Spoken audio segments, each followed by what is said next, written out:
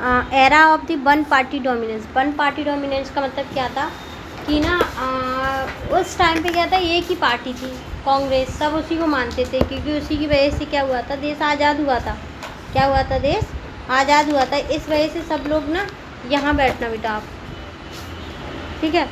तो इस एक पार्टी के एरा की कहानी हम पढ़ेंगे कि क्या क्या चीज़ उस टाइम पे हुई और किस तरीके से इस एक पार्टी ने डोमिनेंस किया। जैसे आज के टाइम पे क्या कर रहे हैं बीजेपी पार्टी, क्या है, हम डोमिनेंस नहीं कह सकते, ये कह सकते कि सत्ता में है, ठीक है। Era of the one party dominance का मतलब क्या था कि उस टाइम पे हम कांग्रेस ने क्या किया था, मतलब कांग्रेस को ही ज़्यादातर सीटें मिलती थी, तो उस टाइम के एरा को ये बोला जाता है कि डोमिनेंस करती थी सरकार वहाँ पे। Challenge of the building democracy after the gaining independence. जैसे ही हमें क्या मिला, 15 अगस्त 1947 को हमें क्या मिल गया, इंडिपेंडेंस मिल गई, तो हमारे सामने बहुत सारे क्या आए, फेस आए या बहुत सारे चैलेंज आए। India face the colossal duel and the challenge of the nation building. एक तो हमारे सामने आया था कि हमें देश को बनाना है, क्योंकि हमारे पास 565 प्रिंसली स्टेट थी, जिसे हमने क्या किया था, मर्ज किया था इंडिया के साथ। दूसरा, इसे मर्ज करने के साथ डेमोक्रेटिक जो वैल्यू हैं उसे क्या करना है, इस्टेब्लिश करना है। इसके अलावा न्यू इंडिपेंडेंस हुए थे तो क्या बोला जा रहा था कि नॉन डेमोक्रेटिक है, हम बोला नहीं जा रहा था उस टाइम पे। देखो जैसे ही हम आज़ाद हुए क्या तुरंत ही इलेक्शन करा देंगे, नहीं करवाएंगे ना, 2 या 3 साल का गैप तो लेंगे ही लेंगे। रूल सिटिंग नेशन यूनिटी, यानी कि यूनिटी को शो करना था। सबसे पहली प्रायोरिटी यही था कि हमारा देश एक है और इस चीज़ को हमें क्या दिखाना था, इंटरनेशनल लेवल पे दिखाना था। इंडिया लीडर था कि इसका डीपली कमिटेड करता था डेमोक्रेटिक वैल्यू के साथ, कमिटमेंट टू दी डेमोक्रेसी, यानी कि कमिटमेंट किसके लिए निकल के आया था, डेमोक्रेसी के। देखो commitment to the democracy, democracy के लिए क्या कमिटमेंट है वो देखेंगे। Politics was not an the view as a problem. केवल पॉलिटिक्स एक व्यू नहीं है जिसे हम देख लें कि हाँ एक प्रॉब्लम है और उसे छोड़ दिया। What has the mechanism resolve the societal and conflict pursuing the public interest. यानी कि पॉलिटिक्स के पॉलिटिशियन जो होते हैं वो, और पॉलिटिक्स क्या है, केवल और केवल एक सब्जेक्ट नहीं है, या केवल और केवल एक क्या है, टाइप नहीं है। वो क्या है, पूरी समस्या को सॉल्व करने का एक तरीका होता है। क्या होता है, पूरी समस्या को सॉल्व करने का एक तरीका होता है। Constitution framework, the constitution was adapted, यानी कि हमने क्या किया था, कॉन्स्टिट्यूशन को अडॉप्ट किया 26 नवंबर 1949 को, और साइन किए 24 जनवरी 1950 को हमने इसे क्या कर लिया, इफेक्ट में ले आया। अब हम क्या करेंगे, 26 जनवरी 2050 से हमारा संविधान क्या हो जाएगा, लागू हो जाएगा। क्या हो जाएगा, लागू। Establish election commission of India, election commission of India जनवरी 1950 में इस्टेब्लिश किया था। इसके फर्स्ट इलेक्शन कमीशन जो थे, फर्स्ट चीफ इलेक्शन कमीशन जो थे वो थे सुकुमार सेन। क्या थे, Sukumar Sen. Challenge in the conducting first general election, यानी कि जनरल इलेक्शन के लिए पहला चैलेंज क्या था, स्केल साइज, यानी कि डिलिमिटेशन जो था। डिलिमिटेशन का मतलब क्या था कि उस टाइम पे कितनी सीटें होनी चाहिए। 489 सीट जो थी कॉन्स्टिट्यूएंसी के लिए, स्टेट असेंबली के लिए बन के आई, और 3200 एमएलए निकल के आए, जो कि 17 करोड़ एलिजिबल वोटर, यानी कि लोकसभा के लिए निकल के आई 489 सीट, और जो एमएलए होते हैं उनके लिए जो सीटें निकल के आई वो 3200 थी, और 17 करोड़ हमारे पास वोटर थे जो कि 18 साल और 21 साल से, उस टाइम पे 21 थी, 21 साल से क्या थे, ज़्यादा उम्र के थे। लिटरेसी कितनी थी, 15% थी इलेक्टोरल में। और इनोवेशन मेथड क्या है, वोटिंग इनोवेशन मेथड यहाँ पे हम लाना चाह रहे थे। Individual ballot box with the party symbol, यानी कि हम एक पेपर लेके आएंगे, बॉलेट बॉक्स लेके आएंगे जिसमें पार्टी का एक सिंबल होगा, क्योंकि केवल और केवल 15% लोग पढ़े लिखे हैं। अगर हम 15% लोगों को ये बोल दें कि आप क्या कर दो, वोट डाल दो, क्या कर दो, वोट डाल दो, तो वोट डालने के बाद क्या होगा, 15% वाले जो लोग वोट डालेंगे उन्हें पढ़ना ही नहीं आएगा। बाकी जो 85% है जब उन्हें पढ़ना ही नहीं आएगा तो किसी को भी वोट डाल देंगे। इसीलिए हमने क्या रखा, सिंबल रखा। क्या रखा, सिंबल। इनकम्प्लीट इलेक्टोरल और नियरली 40 लाख वूमेन जो थी ना, वो क्या कर रही थी उस टाइम पे, रिकॉर्ड की गई। कैसे, वाइफ ऑफ और डॉटर ऑफ, यानी कि उनके नाम नहीं थे, ये उसकी बीबी है, ये उसकी बेटी है, 40 लाख वुमेन उस टाइम पे ऐसी थी। The election commissioner of India refuse कर देता है इस तरीके के पेपर को, क्योंकि वो कहता है कि मुझे नाम चाहिए वोटर आईडी पे, या वोटर जो भी वोट देने आएगा मुझे उसका नाम चाहिए।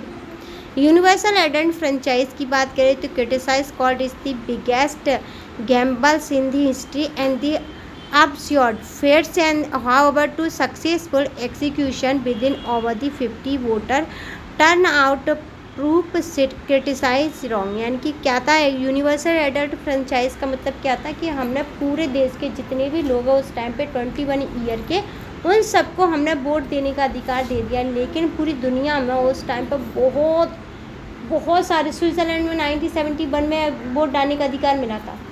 तो ये क्या था, डिफरेंस था कि हमने 1942 में ही दे दिया, 1941 में ही दे दिया ये अधिकार, और हमसे भी 20 साल बाद किसने दिया है, स्विट्ज़रलैंड है, जो कि हमसे कई ज़्यादा अच्छी कंट्री है। चैलेंज वो changing method of the voting की मेथड ना टाइम के साथ क्या है, चेंज होती रही है।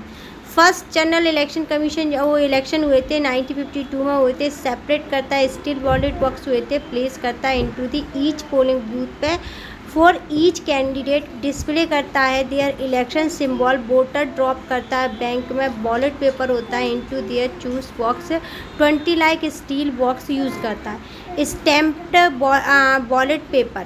थर्ड एंड 13 इलेक्शन जनरल थे, जो कि सिंगल क्या था, बैलेट पेपर क्राइट करता है, कैंडिडेट नेम करते हैं, सिंबल करते हैं वोटर स्टैम्प में next to the preferred candidate. Electronic voting machine जिसे हम ईवीएम कहते हैं, इंट्रोड्यूस हुआ 90s में, 2004 में एंटायर कंट्री में आज के टाइम पे यूज़ होता है। सबसे पहले कहाँ हुआ था, केरला में। Congress dominance in the first 3 general election, यानी कि पहले जो 3 इलेक्शन हुए थे जनरल इलेक्शन, उसमें कांग्रेस ने ही डोमिनेंस किया था। इंडियन नेशनल कांग्रेस जिसे INC कहते हैं, क्या है, achieve sweeping victory in the first 3 general election. लगातार जो 3 बार जनरल इलेक्शन हुए 1952 में, 1957 में, 1962 में, डोमिनेंस पार्टी थी, पावर थी इनके पास नेशनल और स्टेट लेवल पे। जवाहरलाल नेहरू ने इन्हें लीड किया था। किसने किया था, जवाहरलाल नेहरू ने। लोकसभा में जो सीटें आई थी 489 में से 364 आई थी, 74.4% जो सीटें आई थी इनके पास, और वोट शेयर था 45%। रनर जो पार्टी रही थी, यानी कि सेकंड नंबर पे जो पार्टी रही थी वो थी हमारी CPI। क्या थी, CPI। 16 सीटें आई थी। फिर उसके बाद सेकंड टाइम पे इनकी सीटें थी 371 या 494 से 75% वोट मिले थे, 75.1%, और 47 जो थी CPI को मिले थे। और इनके पास क्या थी, CPI को नहीं मिले थे, वोट का जो शेयर था टोटल का वो था 47।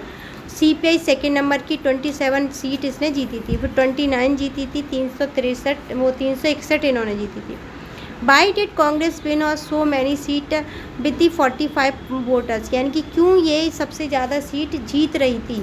तो this was due to the first past the post electoral system. First past the post electoral system हमने 11th में पढ़ा था।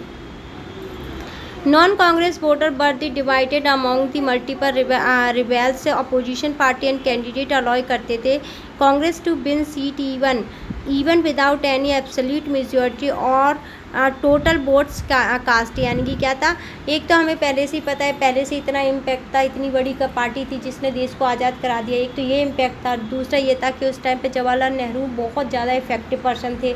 तीसरा ये था कि कॉन्स्टिट्यूशन के जितने रूल और रेगुलेशन वो सच्चाई से मानते थे। जैसे आज के टाइम पे प्रेस डरती है कि हम अगर ये चीज़ दिखा देंगे तो कहीं हमें क्या है, जेल में ना भेज दिया जाए। उनके टाइम पे ऐसा कुछ नहीं होता था, बिल्कुल सच्चाई दिखाई जाती थी। ठीक है। Nature of the Congress dominance unlike one party state such as the China, Cuba, constitution single party rule था। म्यांमार एंड इजिप्ट की बात करें, मिलिट्री और लीगल सप्रेशन था। कांग्रेस डोमिनेंस इन इंडिया का occur under the fully democratic. यानी कि क्या था, देखो हम एग्जांपल ले रहे हैं चाइना का और इजिप्ट का, क्या ले रहे हैं कि वहाँ पे ना मिलिट्री ने डोमिनेंस किया, ये हो गया, वो हो गया, ये। लेकिन हमारे यहाँ डोमिनेंस वो निकल के क्या होता है कि डोमिनेंस क्यों किया है, क्योंकि हमारे पास डेमोक्रेटिक रूल्स हैं। क्या है, फ्री और फेयर इलेक्शन हो रहा था, candidate with the robust and multi party competition था, बहुत सारी पार्टियाँ थी। ठीक है।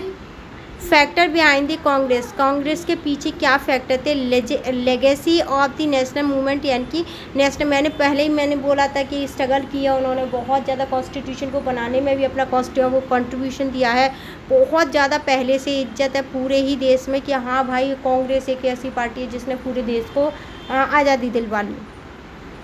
दूसरा था कैरिस्मेटिक लीडरशिप, यानी कि जो नेहरू थे ना, वो ऐसा लगता था कैंपियन फेस का होता कि बहुत ही ज़्यादा नॉलेज हो, देश के लिए ही सब कुछ कर रहे हैं, कैपिटलिज्म का कॉन्सेप्ट लेके आए हैं, सबको देंगे सब कुछ, वो वाली चीज़।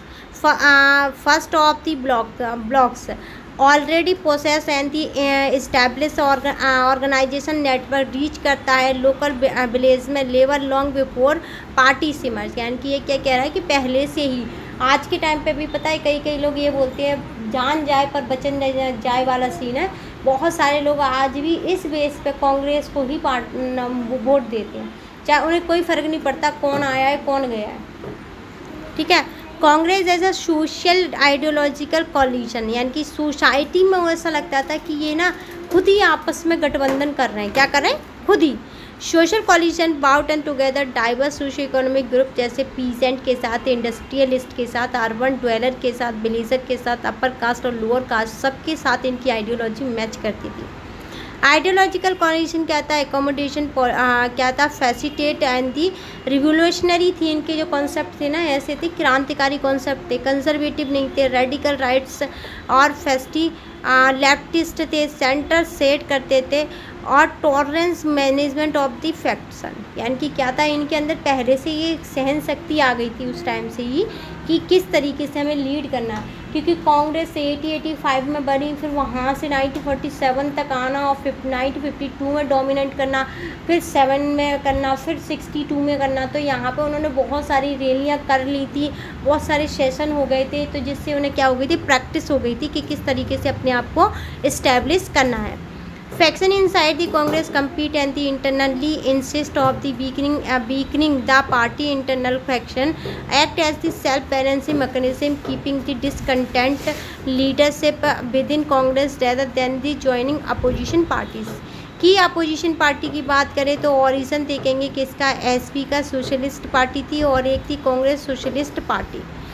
Origin format inside the Congress में ही ओरिजिन हुआ 1934 में, और लीडर थे इनके क्या थे, इनके लीडर यंग थे और सेपरेट करते थे। 1948 में कांग्रेस से अलग हो गए थे डबल मेंबरशिप के चक्कर में, इनके पास डबल मेंबरशिप थी, ठीक है। क्या हो गया, दूसरी पार्टियों का क्या देखेंगे हम, ओरिजिन देखेंगे। पहली पार्टी है हमारे पास सोशलिस्ट पार्टी, ठीक है।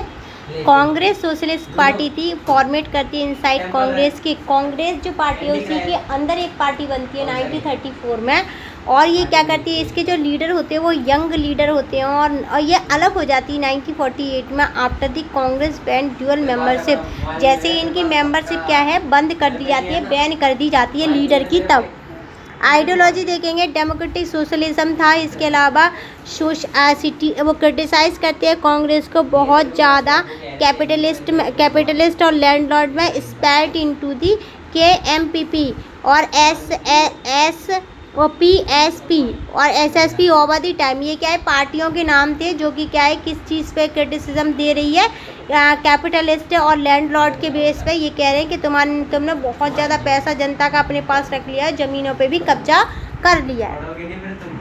की लीडर जैसे आचार्य नरेंद्र देव, जयप्रकाश नारायण और राममंदर लोहिया, अशोक मेहता, अच्युत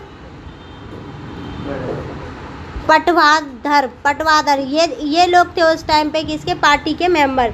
कम्युनिस्ट पार्टी की बात करें जो कि क्या थी, CPI को ही दोनों बार क्या थी, सीटें मिली थी, 16-27 ऐसे करके तीनों इलेक्शन में सीट मिली थी। ओरिजिन माना जाता है 1920 में। यह पार्टी किससे बनी थी, कांग्रेस से अलग होकर के 1941 में बनी थी। पार्टिसिपेट करा डेमोक्रेटिक इलेक्शन में, और 1951 में 16 सीटें इन्होंने 1952 में जीत ली थी। हिस्टोरिकल इवेंट जैसे केरला 1957 में क्या किया इन्होंने, world first democratic election communist state के हुए थे, तो उसमें क्या है, इन्हें क्या मिला था, 1959 में इन्होंने क्या बना ली थी, गवर्नमेंट बना ली थी। क्या बना ली थी, गवर्नमेंट बनाई थी इन्होंने, कहाँ पे, केरल में, किस में बनाई थी? केरल में।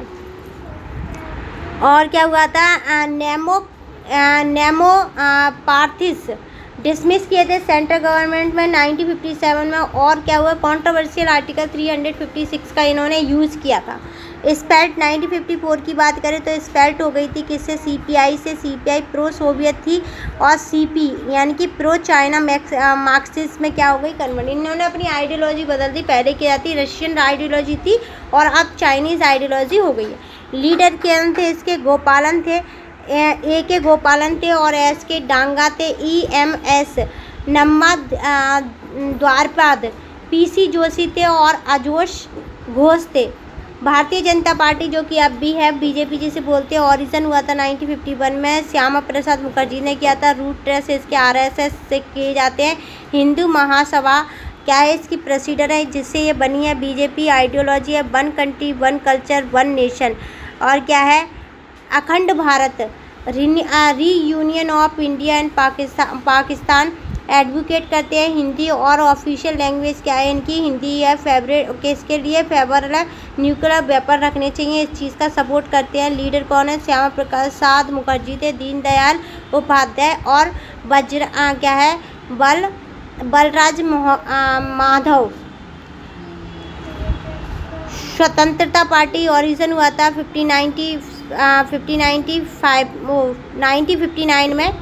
1959 में अगस्त में बनी थी। कांग्रेस ने अडॉप्ट किया नागपुर रिजोल्यूशन, उसके बाद ये बन गई थी।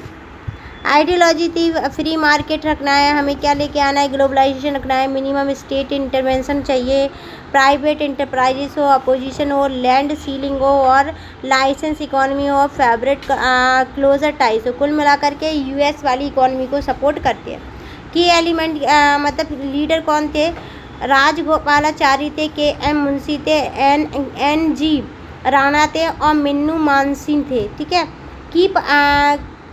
की पर्सनैलिटी की बात करेंगे तो क्या है? सुकुमार सेन जो कि first election commission of India बने थे। मौलाना अब्दुल कलाम जो कि क्या थे? स्कॉलर ऑफ द इस्लाम थे, फ्रीडम फाइटर थे, एडवोकेट थे हिंदू मुस्लिम यूनिटी के। और उसके अलावा फर्स्ट एजुकेशन मिनिस्टर थे अबुल कलाम आज़ाद। राजकुमारी अमृत कौर ये फ्रीडम फाइटर थी। और उसके अलावा क्या थी? कपूरथला रॉयल फैमिली से थी। फर्स्ट हेल्थ मिनिस्टर बनी थी 1957 तक इन्होंने अपनी सर्विस दी थी। आज़ाद इंडिया में डॉक्टर भीमराव अम्बेडकर के बारे में तो सबको पता ही है। ड्राफ्टिंग कमेटी के चेयरमैन थे, एंटी कास्ट लीडर थे, लॉ मिनिस्टर रहे थे नेहरू कैबिनेट में। उसके अलावा रिज़ाइन कर दिया था हिंदू कोड बिल 1951 के चक्कर में। फाउंडर रहे थे शेड्यूल कास्ट फेडरेशन के।